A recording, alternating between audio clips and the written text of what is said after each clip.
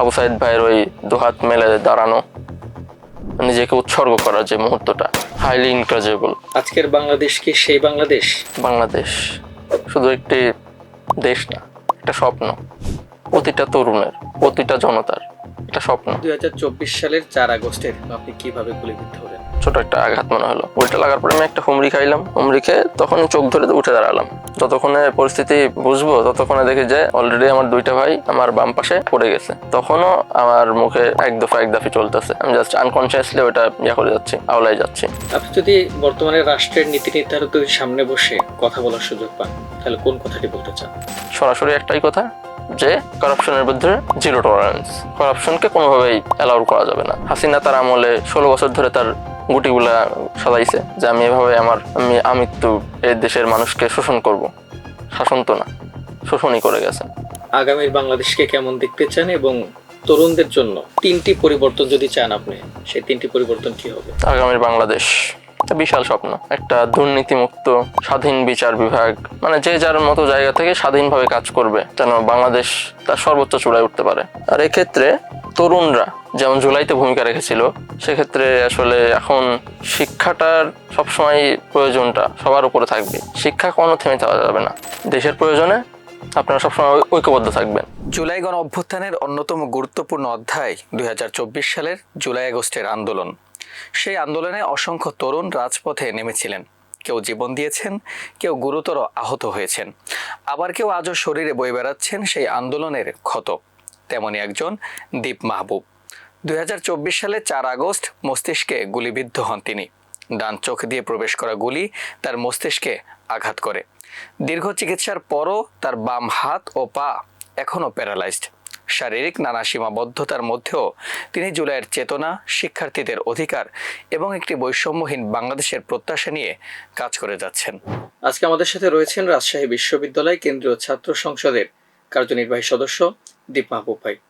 আসসালামু আলাইকুম ভাই, কেমন আছেন? ওয়ালাইকুম আসসালাম ভাই, আলহামদুলিল্লাহ চলছে, ভালোই চলছে। আলহামদুলিল্লাহ। দীপ ভাই, 2024 সালের 4 আগস্টের সেই দিনটিতে আসলে কি ঘটেছিল এবং আপনি কিভাবে গুলিবিদ্ধ হলেন? একটি বিভীষিকাময় দিন। আমরা সকালে আমাদের গ্রামের বাড়ি থেকে রওনা দিয়ে প্রথমে পৌঁছাই আমরা আমাদের বর্তমান যেটা শহীদ চত্বর, সেখানে উপস্থিত হই। ওখান থেকে আমাদের পদযাত্রা শুরু হয়। ওইখান থেকে আমরা অ্যাডওয়ার্ড কলেজের যে মেইন গেট, সেখানে উপস্থিত হই। সেখান থেকে আমাদের যে প্রতিবাদে বিক্ষোভ মিছিলটা, ওইটা শুরু হয় মূলত। সেখানে এক পাশে পুলিশ ছিল, এক পাশে আমরা ছাত্র জনতা, বিশাল একটা অ্যামাউন্ট ছিলাম আমরা। সেখানে প্রায় আধা ঘন্টা 30 মিনিটের মতো হবে আমরা স্লোগান, বিক্ষোভ মিছিল কন্টিনিউ করলাম। দেন আমাদের প্ল্যান ছিল যে শহরের দিকে, প্রাণ কেন্দ্রে চলে যাওয়া শুরু করলাম। আমরা শহীদ চত্বরে গিয়ে উপস্থিত হলাম। শহীদ চত্বরে গিয়ে উপস্থিত হওয়ার পরে এরকম একটা স্পট হবে, সেখানেও আমাদের বিক্ষোভ মিছিল চলতেছে। এক পাশে পুলিশ আর এক পাশে ফাঁকা, মাঝখানে আমরা, মাঝে আমাদের বোনরা বসে গেল এবং আমরা চারপাশে ছেলেরা দাঁড়িয়ে গেলাম ঘিরে। দেন এভাবে স্লোগান চলতেছে, বিক্ষোভ চলতেছে, সবই শান্তশিষ্ট, কোনো ঝামেলা নেই, কোনো কিছু নেই। হুট করে বেলা 11টা কি 12:30 নাগাদ এর মাঝে একটা গ্রেনেডের গ্রেনেড যত সম্ভব, তো ওইটার একটা সাউন্ড হওয়ার পরে সবাই তো আতঙ্কিত, কি হলো। সে যে যার মতো পালাচ্ছে। আমি ওখানে দাঁড়িয়ে বোঝার চেষ্টা করতেছি সিচুয়েশনটা এখন কি। যতক্ষণে পরিস্থিতি বুঝবো ততক্ষণে দেখি যে অলরেডি আমার দুইটা ভাই আমার বাম পাশে পড়ে গেছে, আমার থেকে প্রায় 10 মিটার দূরে হবে। তো তখন আর তো কিছু করার নাই। চেষ্টা করতেছি যে আসলে যতটা সিচুয়েশনটা সবাইকে একত্রিত করে আবার যারা আসলে আমাদের উপর আক্রমণটা করছে তাদের দিকে আমরা প্রতিরোধ গড়ে তুলবো। এর মধ্যেই আমি মুভ করতেছিলাম, কিছু একটা এসে মনে হলো আমার চোখে আঘাত করলো, বা আমি হুমড়ি খাইলাম। ভাবছি হুমড়ি খেয়ে হয়তো আমার চোখে কিছু একটা হালকার পর কিছু লাগছে, হুমড়ি খেয়ে চোখটা ধরে উঠে দাঁড়ালাম। আমার এই চোখটাও আঘাতে এই চোখটাও বন্ধ হয়ে গেছে ইনস্ট্যান্ট। আমি তখন কিছু দেখতেছি না।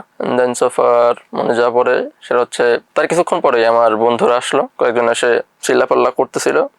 তারপরে ওরা আমাকে তুলে নিল, ওদের একটা গাড়িতে করে জাস্ট মেডিকেলের দিকে রওনা দিছে। ওখানে এন্ড অফ দ্য স্টোরি।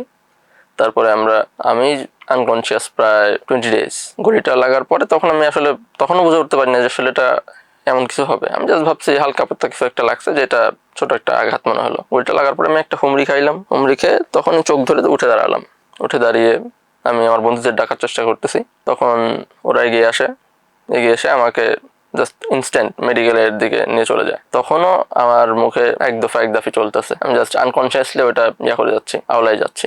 এরপরে পাবনা সদরে নেওয়া হয়। পাবনা সদর থেকে ইনিশিয়ালি যে অপারেশনটা আর কি, যেহেতু চোখে গুলি লাগছে এবং গুলিটা চোখ ভেদ করে ভিতরে চলে যাচ্ছিল, তো তখনই ডিসিশন নেওয়া হয় যে আমার চোখটা একদম তুলে ফেলা হবে, ওটার বাঁচানোর কোনো সম্ভাবনা নেই। তো তখন সামহাও ফ্যামিলিতে কানেক্ট করে ফ্রেন্ডের থ্রুতে, তো ফ্যামিলি ইনস্ট্যান্ট তখন লাইফ অ্যান্ড ডেথ সিচুয়েশন, তো রাজি হয়ে যায় যে না, চোখ দরকার নাই, জীবনটাকে দরকার। তো ইনিশিয়াল তখন যে চোখের অপারেশনটা ওটা ওখানেই সম্পন্ন করা হয়। অ্যান্ড দেন গুলিটা যেহেতু ভিতরে চলে গেছে, তখন আর পাবনায় এত ভালো চিকিৎসা নাই যেটা আসলে ফার্দার আমার ট্রিটমেন্ট দিবে। তো সেদিনই আমাকে রেফার করা হয় রাজশাহী মেডিকেলের জন্য। রাজশাহী মেডিকেল নেওয়া হয়, তখনই বিকেল সন্ধ্যা নাগাদ মেবি আমরা পৌঁছাই রাজশাহীতে। পৌঁছানোর পরে তখন এটার ক্ষেত্রে ভূমিকা রাখছিল আমাদের শিক্ষকগণ, রাজশাহী বিশ্ববিদ্যালয়ের বিশিষ্ট শিক্ষক। তারাই আমাকে আমার ফ্যামিলিকে আশ্বস্ত করছিল যে তাকে এখানে আনা হোক, আমরা সর্বোচ্চ চেষ্টা করব তার যথার্থ ফ্যাসিলিটিস দিয়ে চিকিৎসা করানোর। তো গেলাম আমরা। ওখানে যাওয়ার পরে আমরা জানতে পারছি যে এখানেও ট্রিটমেন্টের ল্যাকিংস রয়েছে। তো সেখানে স্বাভাবিকভাবে জাস্ট অ্যাডমিটটা করা হয়। অ্যাডমিটটা করার পরে ওরা ইনিশিয়াল চেক আপ করে জানায় যে আমাদের কাছে ফার্দার ট্রিটমেন্ট নেই। তখন তো প্রায় রাত হয়ে গেছে, 8টা বা 10টা সামথিং। তখন রেফার করে যে ঢাকা মেডিকেলের দিকে নেওয়া হোক। তখনই শিক্ষকরা যেহেতু দায়িত্ব নিয়েছিলেন, তো স্যাররা এবার আরেকটা অ্যাম্বুলেন্স ম্যানেজ করলেন। অ্যাম্বুলেন্স ম্যানেজ করে তখন ইনস্ট্যান্ট আমরা ঢাকার উদ্দেশ্যে রওনা দিলাম। ঢাকার উদ্দেশ্যে রওনা দিয়ে মাঝপথে কি বাজে একটা অবস্থা, মাঝে একবার গাড়ি নষ্ট হলো। গাড়ি নষ্ট হওয়ার পরে এখন গাড়ি তো লাগবে, ওখানে আমি জাস্ট আনকনসিয়াসলি পড়ে আছি। মাঝে মাঝে কনসিয়াসনেস আসতেছে, আমি কান দিয়ে শুনতেছি, চোখ তখন আমার বন্ধ, চোখ খুলতে পারতেছি না ফর সাম রিজন। অ্যান্ড এভাবে চলতেছে। দেন ফ্রেন্ডের থ্রুতে ওরাও ট্রাই করতেছে যে আসলে আরেকটা অ্যাম্বুলেন্স ম্যানেজ করা হোক। তারপরে ওরাও চেষ্টা করে আমাদের কেন্দ্রীয় যারা দায়িত্বশীল ছিল তাদের সাথে যোগাযোগ করে তখন সাভার থেকে একটা অ্যাম্বুলেন্স পাঠানো হয়। ওই সময় টাঙ্গাইলে মূলত গাড়িটা নষ্ট হয়েছিল। টাঙ্গাইল থেকে আবার গাড়িটা নিয়ে আমরা আগানো শুরু করি। এরপরে এখন স্পটটা এক্স্যাক্টলি মনে নাই, বাট আমাদের পুলিশ এই গাড়ি ঠেকিয়ে জিজ্ঞেস করা হয় যে কে পেশেন্ট, কি হয়েছে। এখন আমার একটা সিচুয়েশন যেখানে যদি বলা হয় যে এটা এই সময়ের, তাহলে তো মনে যাও হওয়ার তাই হবে, আমাকে আর পারি হতে হবে না। তো ফ্যামিলি একটু লাইয়ের থ্রুতেই পুলিশের সাথে ডিল করে জাস্ট। তো এখানে যে যিনি আর কি প্রধান দায়িত্ব ছিলেন পুলিশ, উনি সিচুয়েশন হয়তো বুঝতে পারছিলেন যে এখানে ছেলেটা ওইভাবে আহত হয়েছে। জাস্ট তো কনস্টেবল ওখান থেকে সরে যায়, তবে এসপি মনে হয় উনি, তো উনি এসে যান, সমস্যা নেই, আপনারা একটু আগে চলে যান। পার হইলাম, আমরা পৌঁছাইলাম মনে হয় ঢাকা মেডিকেলের ওখানে সকাল ভোরের দিকে এসে আমরা দেখতেছি যে এখানে আওয়ামী লীগ পুরা ঢাকা মেডিকেল অবরোধ করে রাখছে, এখানে কোনো ট্রিটমেন্ট দেওয়া হবে না। তখন তো ট্রিটমেন্টের জন্য শুধু আমরাই আসি, যারা আহত হচ্ছে ইনস্ট্যান্ট তখন মেডিকেলের দিকে দৌড়াচ্ছি।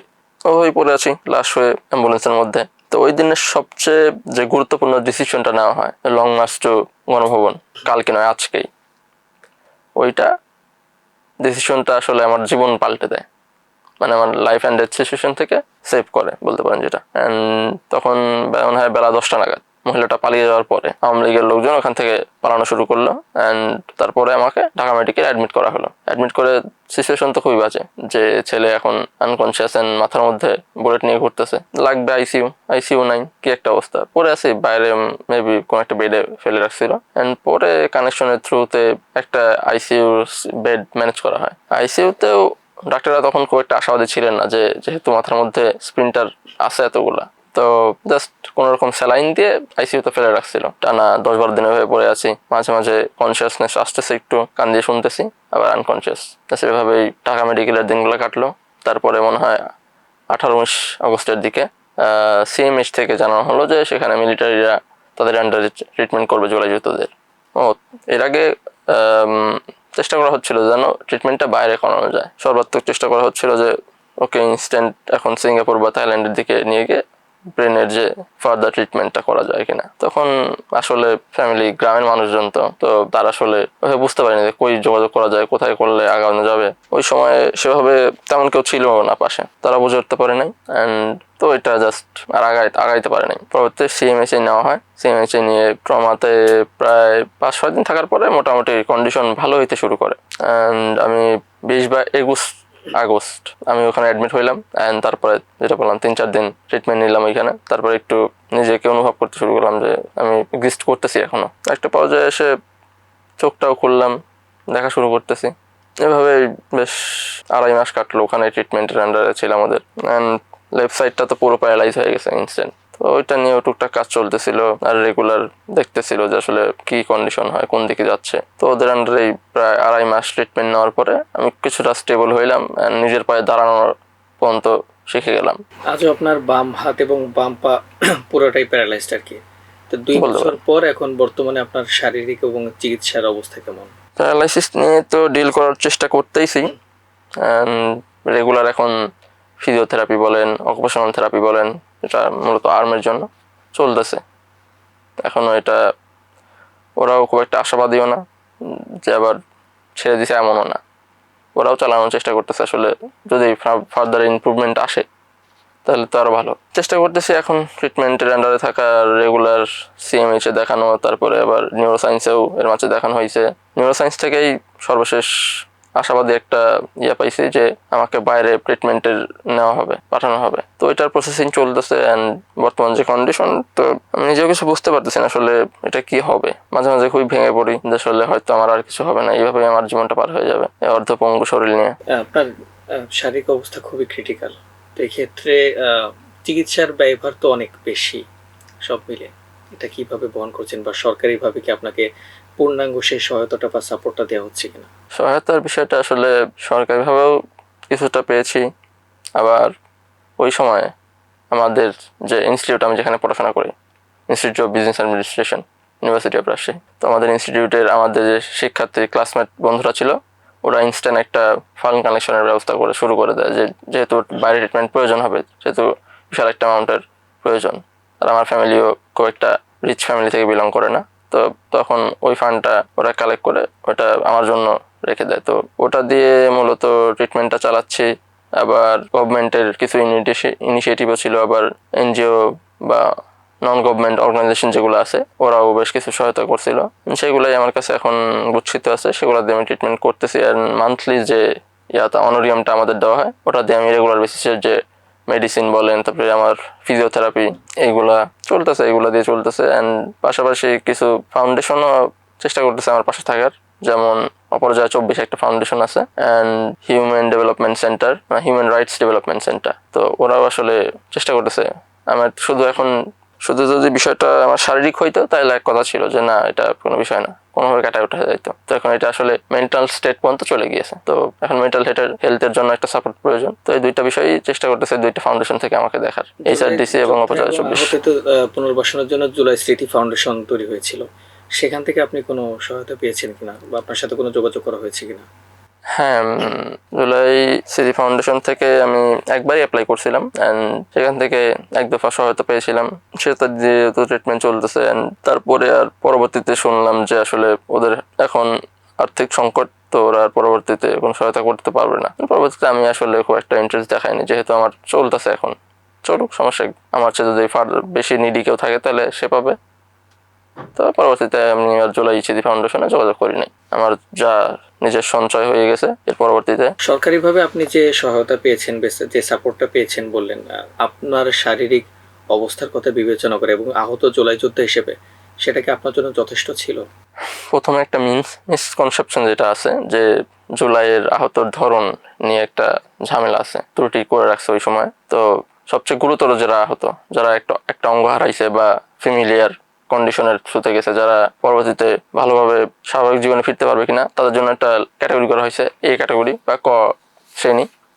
তো তাদের হচ্ছে মান্থলি বেসিসে 20,000 টাকার একটা অ্যামাউন্ট দেওয়ার কথা আছে, যেটা আমার কন্ডিশনের ক্ষেত্রে ঠিক আছে। এবং আমার যে নিড বর্তমানে, আমার মেডিসিন, তারপরে এখন তো আমি ফিজিক্যালি আনফিটের জন্য আনস্টেবিলাইজেশন, তো এটার জন্য আমি স্বাভাবিকভাবে পায়ে হেঁটে চলাফেরা খুবই কম করতে পারি, করলে পরেও অবস্থা খুবই খারাপ হয়ে যায়। তো যথেষ্ট চেষ্টা করি আমি সবসময় ভেহিকেল অবস্থা ইউজ করার, যেমন রিক্সা, অটো, এগুলোর উপর দিয়ে চলে। তো এটার পিছনে একটা বড় অ্যামাউন্ট খরচ হচ্ছে।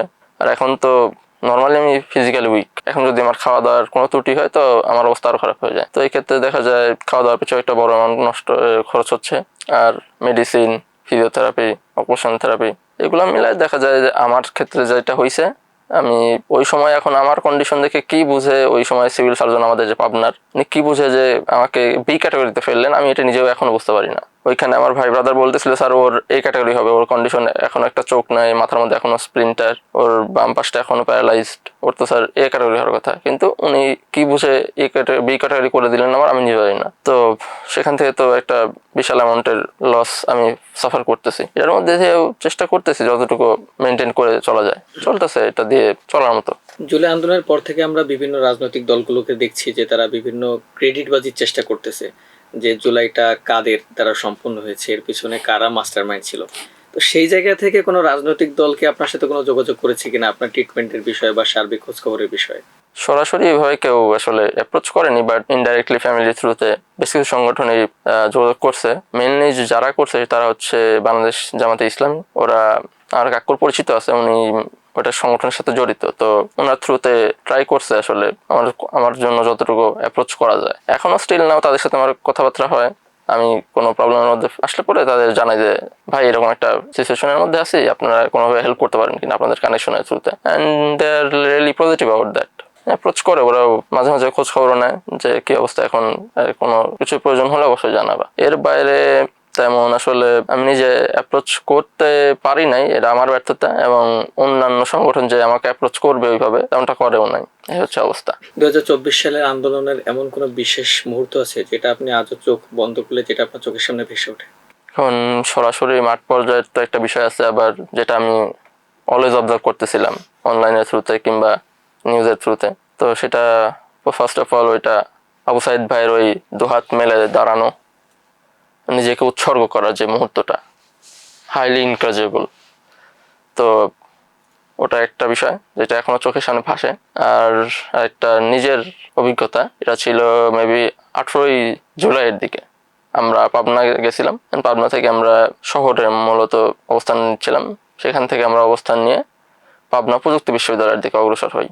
সেখান থেকে আবার আমরা মাঝপথে গিয়ে জানতে পারি যে ওরাও আমাদের দিকেই, শহরের দিকেই অগ্রসর হচ্ছে। তো আমরা আবার রিটার্ন ব্যাক করতেছি, আমাদের যে বাস টার্মিনাল পাবনা শহরের ঢোকার, সেখানে পুলিশ আর বিজিবি দাঁড়িয়ে আছে, আমাদের ঢুকতে দিবে না। এখন সেই মুহূর্তে আর কি প্ল্যান করা হলো যে আমরা পুলিশের এই চেইন আমরা ভেঙে ঢুকবো, ভিতরে ঢুকবো। অ্যান্ড কথাবার্তা ওনাদের সাথে চলতেছে যে স্যার আমাদের প্রবেশ করতে দেন, আমরা তো শান্তিপূর্ণ একটা জাস্ট বিক্ষোভ মিছিল করতেছি, এটা তো এমন কিছু না যে এটা আমরা আসলে রাষ্ট্রীয় কোনো ল ব্রেক করতেছি বা সম্পদের ক্ষতি করতেছি, এমন কিছু তো না। তো একটা পর্যায়ে কথার মধ্যেই চলতেছিল, এর মধ্যেই ছেলে পেলেও ক্ষুব্ধ হয়ে যায়, ওরা আউট অফ কন্ট্রোল হয়ে পুলিশের চেইন ভেঙে ভেতরে চলে যায়। চেইন ভেঙে যখন আমরা ভেতরের দিকে অবস্থান করতেছি, এই সময় কিছু ছেলে পেলে আর কি ক্ষুব্ধ হয়ে পুলিশের দিকে ইট পাটকেল ছড়া শুরু করে। তো পুলিশ বিজিবি দুইটাই তো হাঁচায় খেয়ে গেছে, এই বললো শান্তিপূর্ণ, এর মধ্যে আবার আমাদের উপর পাল্টা আক্রমণ। ছেলে পেলে তো ওই সময় রক্ত খুবই গরম, এই সিচুয়েশনে ওদের কে বোঝাবে, ওরা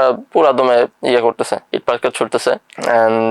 এক পর্যায়ে গিয়ে পুলিশ আর বিজেপি বাধ্য হয় একটা গলির মধ্যে গিয়ে আশ্রয় নিতে। এর মধ্যে আমরা ট্রাই করতেছি আসলে যতটা আমাদের ছেলেপেলে যারা আছে ওদের শান্ত করার, যে ভাই এখন এটার প্রয়োজন নেই, আমরা আমাদের পথ উন্মুক্ত, আমরা এখন আমাদের যে উদ্দেশ্য ছিল, যে অবজেক্টিভ ছিল, সেটার দিকে আমরা আগাইতে পারতেছি। তো মোটামুটি শান্ত হয়ে আসে পরিস্থিতি শান্ত হয়ে গেল। এমন পর্যায়ে ওরা আমাদের উপর পাল্টা আক্রমণ শুরু করলো, স্মোক গ্রেনেড ফার্স্টে, সাউন্ড গ্রেনেড, অ্যান্ড দেন যখন আমরা ছন্নছাড়া হয়ে গেছে অলরেডি, তখন ফায়ারিং, রাবার বুলেট, ছড়া বুলেট, দুইটা দিয়ে ফায়ারিং করতেছে। ছেলে পেয়ে আরো বিচ্ছিন্ন হয়ে গেল, যে যেদিকে পারতেছে পালাইছে। আমরাও একটু চেষ্টা করলাম একটা সাইডের গলি দিয়ে একটা এলাকায় আশ্রয় নেওয়ার। দেন দাঁড়ায় আছি আমরা, বেশ কিছুক্ষণ দাঁড়ায় আছি। এখন এমন সময় শুনতেছি যে অন্য রাস্তা দিয়ে ছাত্রলীগ ঢুকতেছে অস্ত্র হাতে নিয়ে। এখন সে তো আরো আতঙ্কের বিষয়, এতক্ষণ যে ফেস টু ফেস পুলিশের সাথে ডিল করতেছিলাম, সে আমিও আতঙ্কিত হয়ে গেছি, কি হবে এখন। আমরা শুরু করলাম পালানো, আর তো অপশন নেই। ভাই বাদার নিয়ে শুরু করলাম একদিকে রওনা দেওয়ার। অ্যান্ড দেন বিশেষ একটা বাসায় গিয়ে আশ্রয় নিলাম, একটা আন্টি বাসা খুলে দিল, আমরা সেখানে গিয়ে আশ্রয় নিলাম।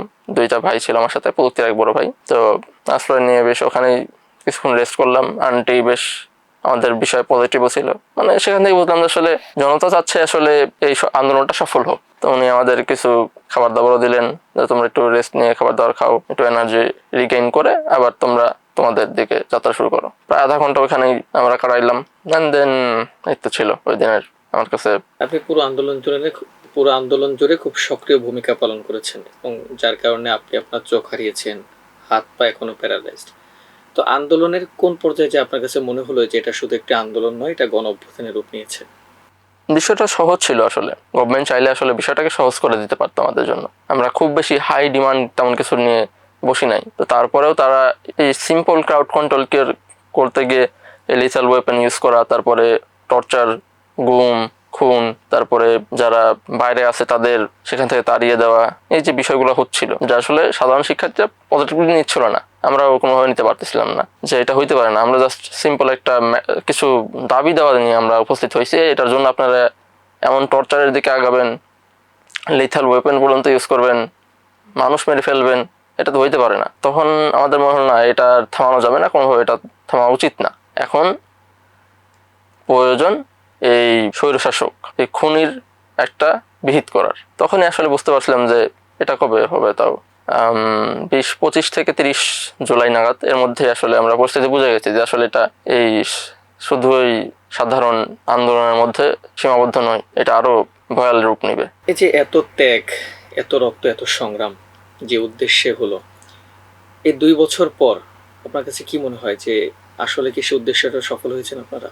আসলে সফলতা তো রাতারাতি আসে না। আমরা সেই 1971-এ মুক্তিযুদ্ধের মাধ্যমে 9 মাসের সংগ্রাম, ত্যাগ, বলিদান, এত কিছুর পরে স্বাধীনতা অর্জন করলাম। সেই স্বাধীনতার 50 বছর পরে গিয়েও আমরা দুর্নীতি, তারপরে বিচার বহির্ভূত গুম, খুন, হত্যা, কত কিছুই না দেখতে পাচ্ছি। করাপশন তো টপ নচ, এত কিছু আমাদের কন্ট্রোলের মধ্যে আসেনি এখনো।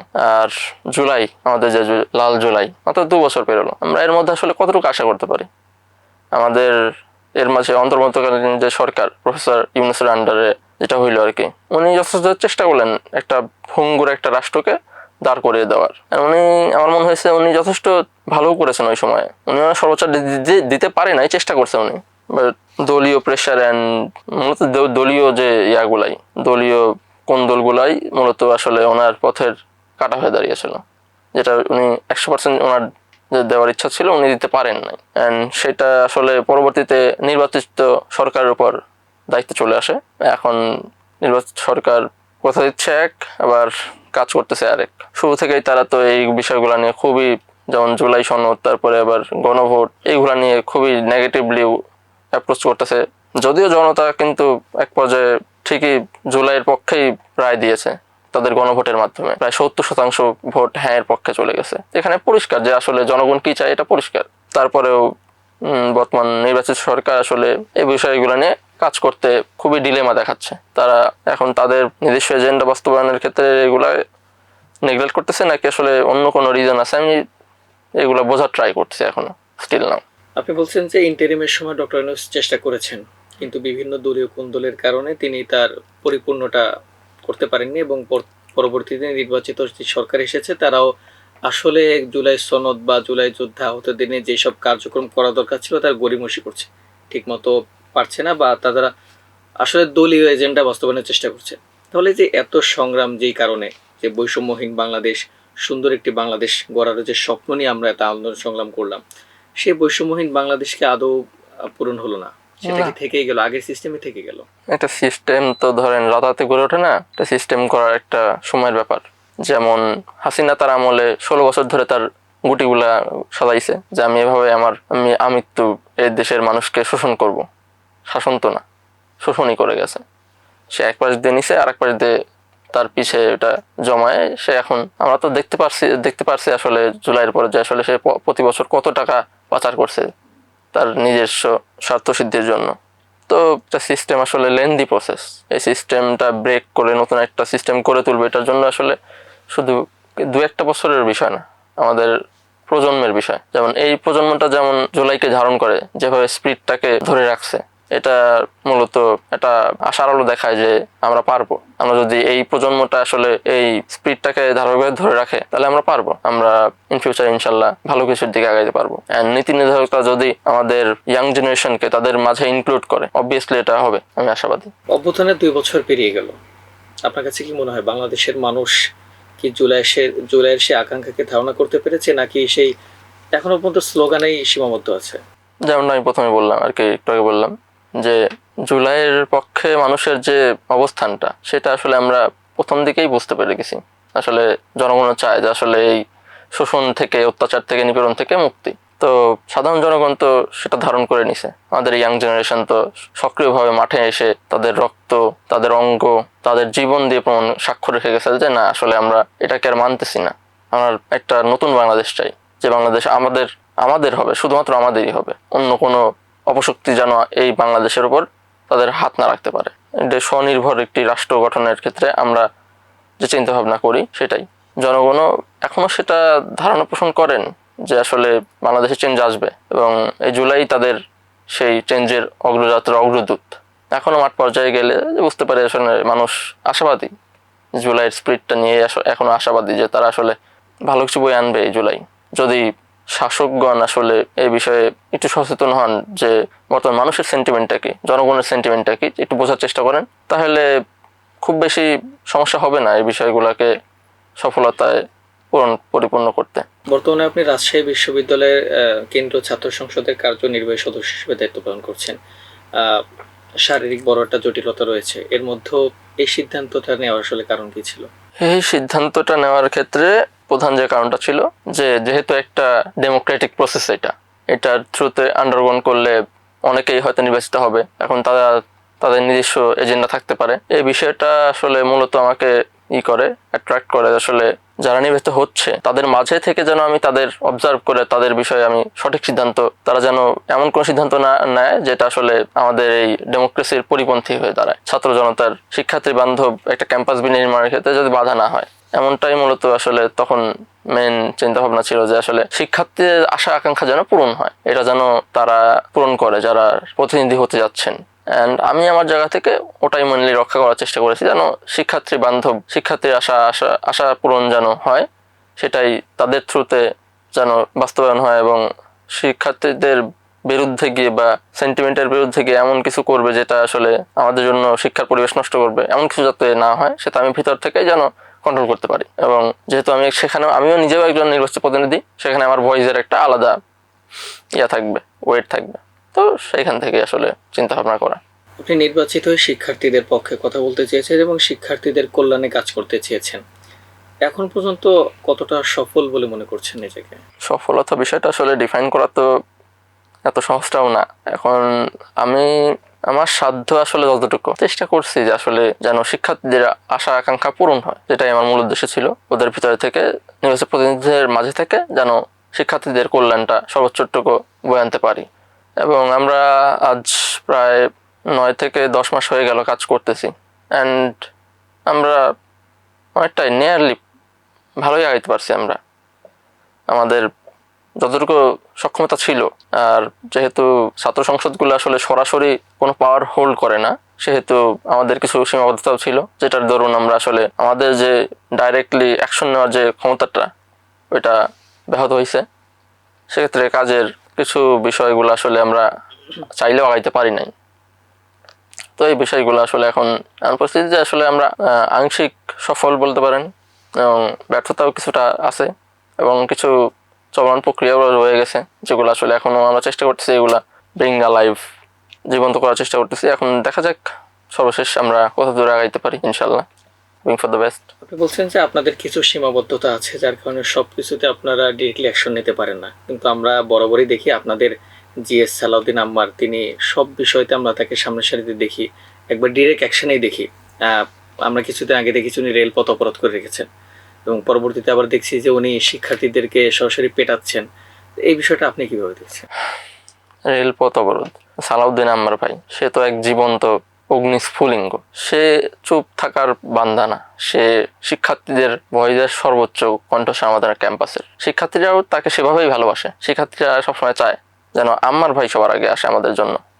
অ্যান্ড রেল অবরোধের ক্ষেত্রে যেটা হইলো যে একটা ভাই, আমাদের ক্যাম্পাসের আইন বিভাগের একটা ভাইকে কিছু দুর্নীতিবাজ টিটি, আমাদের বাংলাদেশের সবচেয়ে বিতর্কিত দুর্নীতিবাজ যে খাতটা রয়েছে, রেলওয়ে খাত, তো এই খাতের বিরুদ্ধে যখন ওই ভাইটা দাঁড়াইলো, তখন তাকে ওই টিটিদের একটা গোষ্ঠী গিয়ে উল্টা আক্রমণ করলো, এবং তাকে রেল থেকে ফেলে দিয়ে মৃত্যুর পর্যন্ত করছে, হত্যা চেষ্টা পর্যন্ত করছে, যেটা আসলে পজিটিভ নেওয়ার মতো কিছু না। অ্যান্ড আমাদের বিশ্ববিদ্যালয় ক্যাম্পাসে একটা রেলওয়ে জাংশন স্টেশনও আছে, যেটা আসলে এক সময় ছিল যখন ট্রেন থামতো, যেটা আসলে শিক্ষার্থীদের জন্য খুবই কল্যাণকর ছিল। তো এই বিষয়টা নিয়ে আমরা শুরু থেকেই কাজ করতেছি যে আসলে রেল যেন আবারও আমাদের স্টেশনে থামানো হয়। তো মেন যে ইয়াগুলা ট্রেনগুলা যেগুলো মূলত শিক্ষার্থীরা যাতায়াত করেন, এগুলা যেন করা হয়, একটা স্টপেজ দেওয়া হয়। তো এখানে দুইটা মোটিভ এসে গেল যে কেন এই বিষয়টা নিয়ে কাজ করা উচিত। তো ইনস্ট্যান্ট ভাইরা একটা অ্যাকশন নিলেন যে এর একটা যথার্থ বিহিত করতে হবে, আমাদের ভাইকে কেন এভাবে হত্যা চেষ্টার সম্মুখীন হইতে হলো, আবার তার গায়েও হাত তোলা হইলো, এটার একটা বিচার করবেন এবং আমাদের বিশ্ববিদ্যালয়ের যে স্টপেজ রয়েছে সেখানে স্টপেজ দিতে হবে ট্রেনের। তো প্রাথমিকভাবে তখন তো সফল কতটুকু হয়েছি, আমরা চেষ্টা করছি ওই দিন একটা পরিস্থিতির একটা ফাইনাল ডিসিশন নিয়ে ওখান থেকে ব্যাক করার। তো মোটামুটি একটা পজিটিভ আউটকাম আমরা পেয়েছি ওই দিন। অ্যান্ড পরবর্তী যে ঘটনাটা ঘটেছে, সালাউদ্দিন আম্মার, রাকসু জিএস, উনি তো সাধারণ শিক্ষার্থীদের সর্বোচ্চ ভোট পেয়েই উনি সেখানে এখন আছেন, তাই তো? তো তার তো একটা, উনি মানে এই ক্যাম্পাসের সকল শিক্ষার্থী। তো এই ক্ষেত্রে উনি একটা বিষয়ে প্রতিবাদ করলেন, আর তিনি তার ভবনে আছেন, তার রাকসু অফিসে আছেন, সেখানে গিয়ে কিছু গুন্ডা পান্ডা সান্ডাল এর আগে আক্রমণ করলো। এতটা দুঃসাহস তাদের, এবং যারা আমার ভাইয়ের উপর আক্রমণ ঠেকাইতে গেছে তাদেরও তারা করছে, পাল্টা আক্রমণ করছে। আক্রমণ করে যখন পারে না একটা পর্যায়ে, তখন পালাই গেছে। এখন পালাই গিয়ে আশ্রয় নিছে কই? সবচেয়ে নিরাপদ জায়গা, লাইব্রেরি রুম। ভাবছে এখানে কোনো ইয়া করবে না ওরা। অ্যান্ড ওই দিন আসলে বিষয়টা শুধু আমার ভাইয়ের বিষয়টা ছিল না, আমার ভাইয়ের উপর যে ফেইথ আমাদের শিক্ষার্থীরা আছে, তার ভক্ত গোষ্ঠীর আছে, এটা যদি উনি ইনস্ট্যান্ট একটা রিপ্লাই না দিতেন, তাহলে হয়তো সবাই ধরেই নিত যে আসলে এরা নির্বাচিত হলে কি হয়েছে, এরা আমাদের প্রতিনিধিত্ব করতে পারার সক্ষম না। এটা আসলে শিক্ষার্থীদের একটা যথার্থ জবাব দেওয়ার প্রয়োজন ছিল যে না, আসলে আমরা সক্ষম, আমরা সেই ইয়াটা হোল্ড করি যে আসলে তোমরা যে ডিসিশনটা নিছো আমাদের নির্বাচিত করার, সেটা ভুল না। তো তিনি ইনস্ট্যান্ট তখনই একটা সিদ্ধান্ত নিয়ে নিয়েছেন যে ওকে এখনই একটা জবাব দিতে হবে। তো সেক্ষেত্রে ও আসলে সাধারণ শিক্ষার্থী কি কোনো দলের আশ্রয়ের কোনো নিষিদ্ধ লোক, সেটা আসলে মুখ্য বিষয় ছিল না। তখন ছিল সে রাকসুর মতো একটা দপ্তরে এসে সে রাকসুর যে প্রধান একজন ব্যক্তি, তারপর হামলা করার, এটাই ছিল তখন মেইন ফোকাস। সে আসলে কে বা কই থেকে আসতেছে এগুলা দেখার বিষয় না। তো আমার ভাইয়ের ওই সিদ্ধান্তটা আসলে তখন আমি মনে যথার্থই ছিল, ওইটা কে বা কারা ওটা পরের বিষয়। ভাই, আপনার মতে রাজশাহী বিশ্ববিদ্যালয়ে শিক্ষার্থী বান্ধব এবং গণতান্ত্রিক ক্যাম্পাস রাজনীতি নিশ্চিত করতে সবচেয়ে জরুরি পরিবর্তনটা কি দরকার? জরুরি পরিবর্তন এখন অনেক কিছুর ক্ষেত্রেই আসলে প্রয়োজন রয়েছে, যে স্পটগুলো আসলে গ্যাপগুলো আসলে ফিল আপ করা প্রয়োজন। তো এই ক্ষেত্রে প্রথমত এই যে দলীয় লেজুর ভিত্তিক যে রাজনীতিটা রয়ে গেছে ক্যাম্পাসে, আমরা যেটা চাইছিলাম যে এটা থাকবে না ক্যাম্পাসে, সেটা এখনো রয়ে গেছে।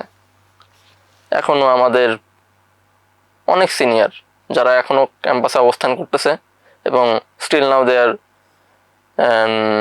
কোঅর্ডিনেটিং দ্য স্টুডেন্ট পলিটিক্স, যেটা আসলে কি কারণে বা কি উদ্দেশ্য তাদের আমরা বুঝতে পারি না। আসলে তাদের দলীয় এজেন্ডা এরকম কিনা, আসলে এই দলীয় এজেন্ডা থেকে বের হওয়া খুবই প্রয়োজন। স্বাধীন সার্বভৌম যে একটা থাকা উচিত, সেন্টিমেন্ট থাকা উচিত, সেটা আমাদের প্রয়োজন। কারণ শিক্ষার্থীরা এই ক্ষেত্রে আমার মনে হয় যথেষ্ট অবগত, এবং আমরা রাকসু নির্বাচনের মাধ্যমে দেখতে পারছি আসলে তারা কতটা ডেমোক্রেসিকে ধারণ করতেছে এবং এ বিষয়ে স্বতঃস্ফূর্ত অংশগ্রহণে কতটা আগ্রহী, সেটা রাকসু নির্বাচনের মাধ্যমে প্রমাণিত হয়ে গেছে।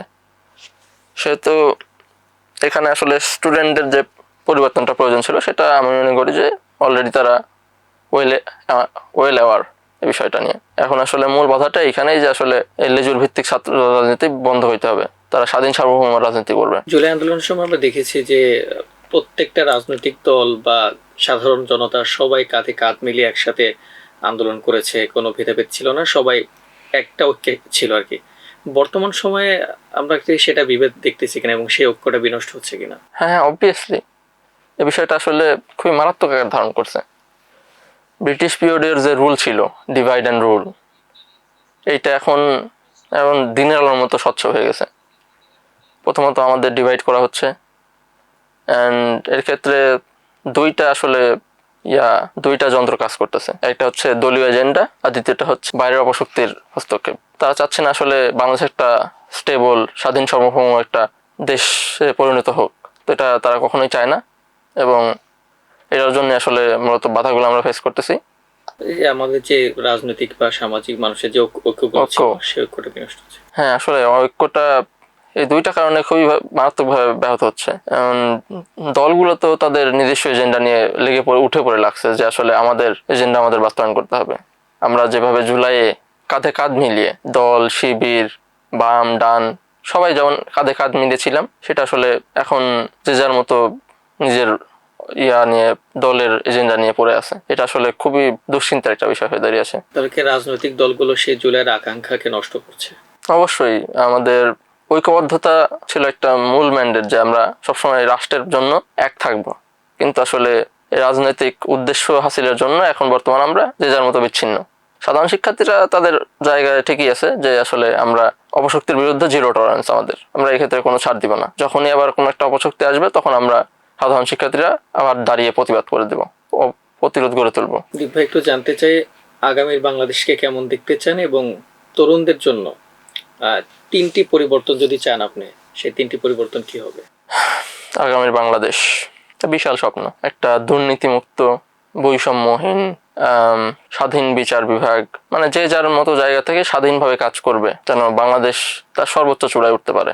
আর এক্ষেত্রে তরুণরা যেমন জুলাইতে ভূমিকা রেখেছিল, সেক্ষেত্রে আসলে এখন শিক্ষাটার সবসময় প্রয়োজনটা সবার উপরে থাকবে। শিক্ষা কোনো থেমে যাওয়া যাবে না, শিক্ষামুখী হইতে হবে আমাদের। এসব আজে বাজে নেশা বা কর্মকাণ্ডের মধ্যে নিজেকে জড়িয়ে রাখা, একটা কুয়োর ব্যাঙের মতো থাকা, এই বিষয়গুলো থেকে বের হয়ে আসতে হবে। আমাদের রাষ্ট্র পর্যায়ে চিন্তা ভাবনা করার মতো সক্ষমতা অর্জন করতে হবে। রাষ্ট্রের নীতি নির্ধারণে আমাদের ভূমিকা রাখার যে প্রয়োজন রয়েছে, সেটা আমাদের এখন প্রয়োজন, খুবই প্রয়োজন।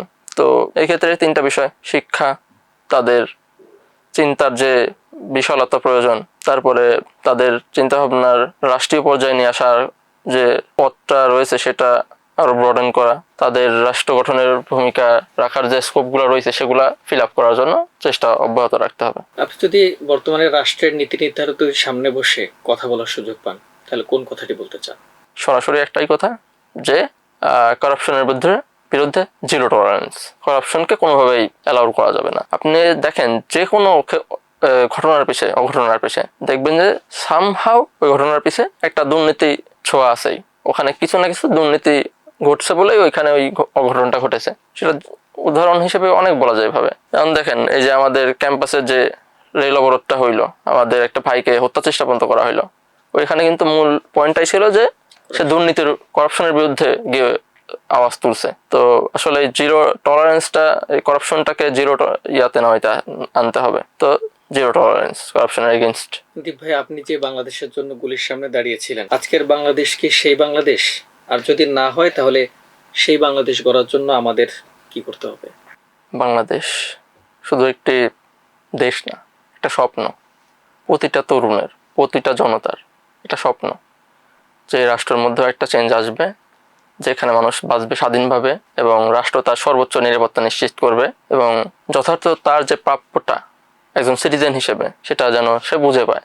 কোনো বৈষম্য, কোনো দলমত ভেদাভেদ যেগুলা রয়েছে, তারপরে অপশক্তির যে অপচেষ্টা সবসময় চলতেছে, এই বিষয়গুলা অবশ্যই রাষ্ট্রকেই দায়িত্ব নিতে হবে যেন এই বিষয়গুলো আসলে নির্মূল হয়। অপশক্তির কোনো হস্তক্ষেপ আর মেনে নেবে না দেশের জনতা।